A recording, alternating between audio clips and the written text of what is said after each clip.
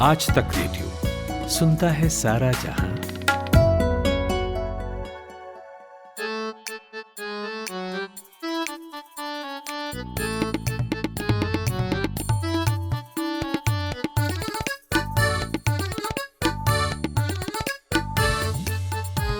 सावन की फुहारों के बीच हरसिंगार के फूल झड़कर गिरने लगे हैं और बेला की कली कली खिलने को आतुर है।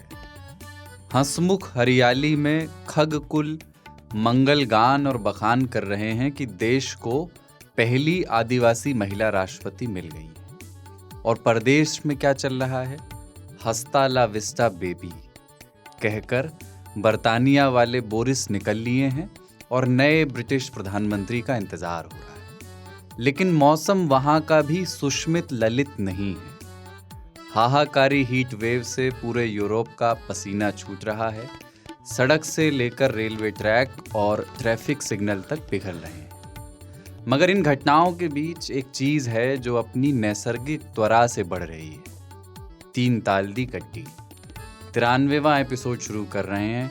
कमलेश ताऊ ते पाणिनी बाबा ते कुलदीप सरदार दे नाल। जय हो। जय हो, जय हो, ओ जय हो।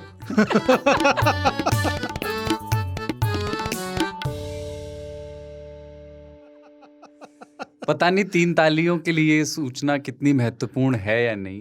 हाँ, पर लेकिन मैं बता देता हूँ कि अति हर्षित है हम लोग। हाँ। और इतनी ज्यादा जो ये गाल जो है ना कान छूना चाहते हैं ये प्रमोद के, बताया जाए। क्योंकि 3 ताल का ये जो एपिसोड है वो एकदम नए स्टूडियो से रिकॉर्ड हो रहा है। Proper sound proofing, light white, एकदम झमका नासा हुआ टाइप एकदम। फील आ रही।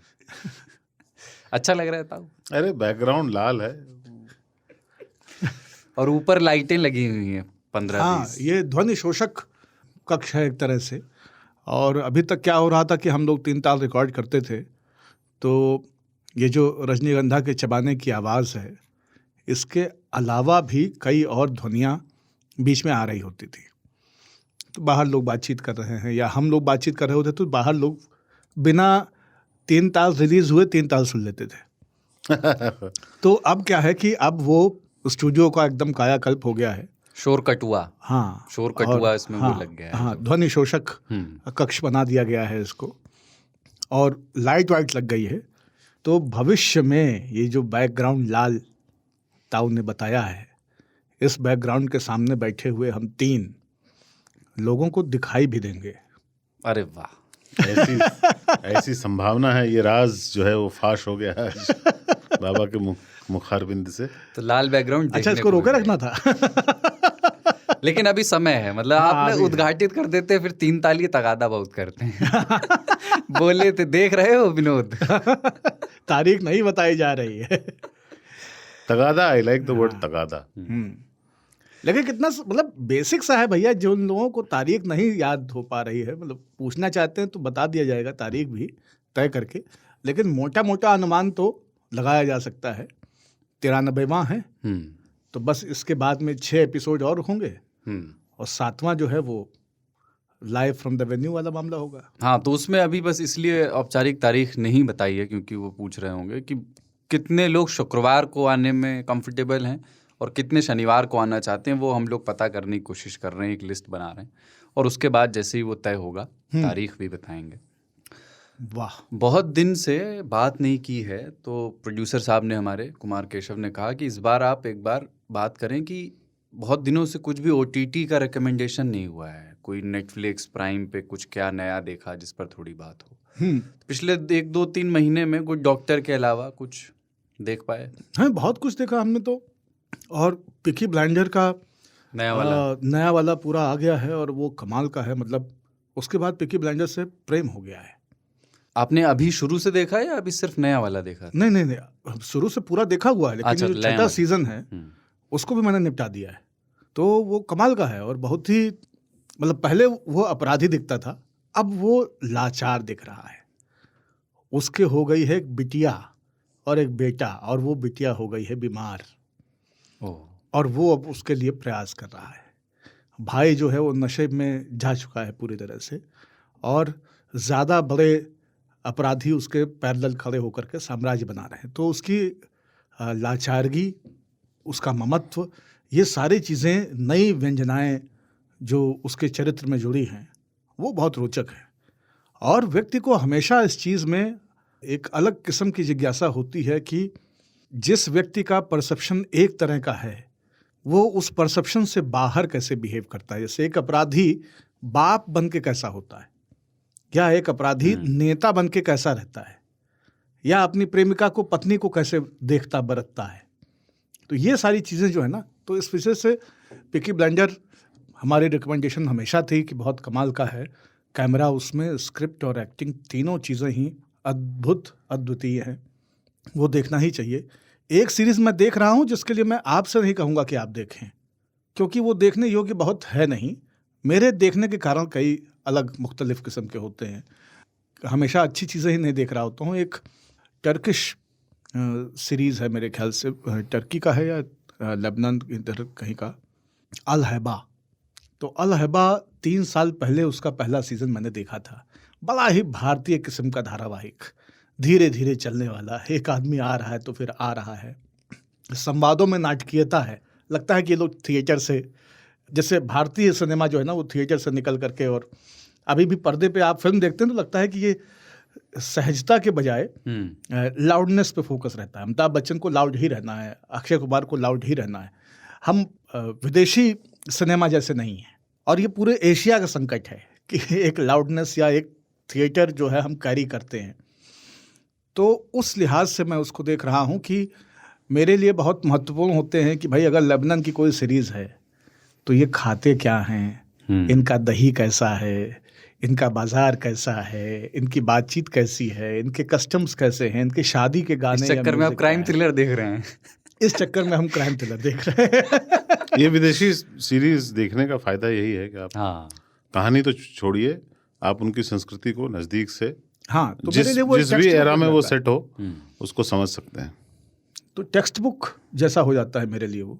तो वो अभी हम निपटा रहे हैं, वो चल रहा है। हमारे यहाँ का पीकी ब्लाइंडर वैसे होता था कि आदमी बस में सफ़र कर रहा है, पान खाए हुए है, खिड़की खोली और पीक मार दिया, पीछे का मोटरसाइकिल वाला अंधा हो जाता था। तो ब्लाइंडर, उसको पीकी ब्लाइंडर कहते थे। अरे बाप रे। हेलमेट पे गिरी नहीं, एक बार वो हेलमेट कौन लगाता है? सीधे आंख में।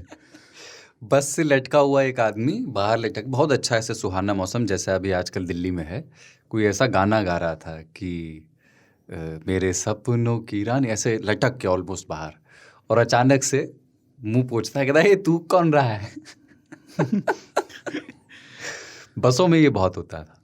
मैंने देखी इस हफ्ते दृश्यम 2, पता नहीं आपने देखी है नहीं? हाँ देखिए। हाँ, मतलब थोड़ा देर से देखी मैंने, लेकिन उसमें भी सरप्राइज़ है। भले ही वो वैसा नहीं है कि 2 अक्टूबर को वहाँ गए थे और 3 अक्टूबर को ये किया था। हाँ पर बहुत, लेकिन हाँ इंटरेस्टिंग है। उसमें शुरू में थोड़ा स्लो स्टार्ट है, पर जो आप लाउड वाली बात कर रहे थे उसमें लाउड नहीं है मुझे, इसीलिए मैं पूरा देख गया। स्लो होने के बावजूद कहीं भी नायक लाउड नहीं होता। बहुत और दृश्यम मुझे मैंने हिंदी वाली भी देखी है, पर मुझे दोनों मलयालम वाली बेटर लगती हैं, क्योंकि उसमें वो हीरो जैसा कुछ नहीं है। हाँ, मोहनलाल ना एक सामान्य व्यक्ति जैसा है। हाँ, और इसमें भी कहानी अद्भुत है। हाँ, बढ़िया। इसका भी ट्विस्ट अच्छा है। हाँ। जिन्होंने नहीं देखी है, बहुत दिनों से पड़ी हुई है, वो देख लें। हाँ, हाँ, हमने नहीं देखी। थोड़ा पेशेंस मांगती है, थोड़ी लंबी है वो, लेकिन है मजेदार। वाह, तुम क्या देखे हो? बताया तो दृश्यम 2। नहीं, उसके अलावा तो सिनेमा है। सिर्फ दृश्यम 2 ही देखे। हमने तो बहुत कुछ देखा, पर कुछ भी बताने लायक नहीं है। बता दीजिए। नहीं, कुछ भी ऐसा नहीं है जो कि एक आध वो ताऊ के बताए हुए नेटफ्लिक्स पे हमने कॉमेडी वाले भी देखने की कोशिश की, हाँ, लेकिन अपने को बहुत पल्ले पड़ा नहीं। मैं वो सुपर नेचर का पहले वाला कौन सा था, ह्यूमैनिटी, क्या कह रहे थे वो रिकी वाला जो शो ताऊ ने, हाँ, मैंने भी देखने की कोशिश की, मैं अभी मैं पूरा नहीं देख पाया हूँ। तो उसमें कहीं कहीं मजा भी आता है, लेकिन वही है कि अपने को जमता नहीं। बाहर की कॉमेडी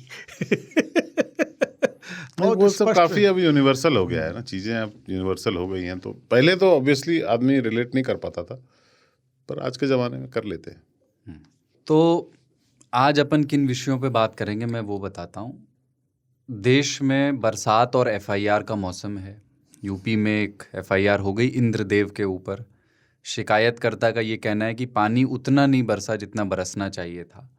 तो इंद्र और इंद्र की कृपा दृष्टि से होने वाली बरसात पर आज बात करेंगे, सावन पर भी लगे हाथ। और उसके बाद फिर हमें बात करनी है सैल्यूटेशन के, अभिवादन के अलग अलग तरीकों पर। महाभारत के समय केशव ने अर्जुन को पेप टॉक देते हुए कहा था कि हे पार्थ, परिवर्तन संसार का नियम है। मगर संसार इतना परिवर्तित हो गया कि लोग हे HEY वाला हे कहने पर भी ऑफेंड हो रहे हैं। एक बॉस आहत हो गए थे अपने मातहत पर, तो व्हाट्सएप मैसेज पर उन्होंने अपने ज़ेरे हुक्म को रगड़ दिया। अभिवादनों की समीक्षा आज करेंगे कि हाय और हेलो और हे और नमस्ते और प्रणाम और नमस्कार, इनकी नवैयत क्या है, कौन से संबोधन कहाँ उपयुक्त हैं, कौन से आदर सूचक हैं और कौन से ईगो हर्टक हैं।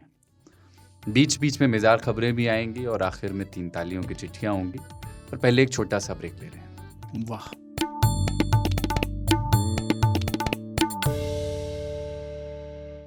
कोई यहाँ आवाज का जादूगर है तो कोई लिखावट की दुनिया का बेताज बादशाह। किसी का राजनीतिक गलियारों में रसूख है तो किसी को खेल जगत में महारत हासिल है। विलन भी हैं, कभी माफिया की शक्ल में तो कभी अंडरवर्ल्ड डॉन बनकर। सुनिए नामी लोगों के कई सुने अनसुने किस्से नामी गिरामी में, हर सोमवार आज तक रेडियो पर।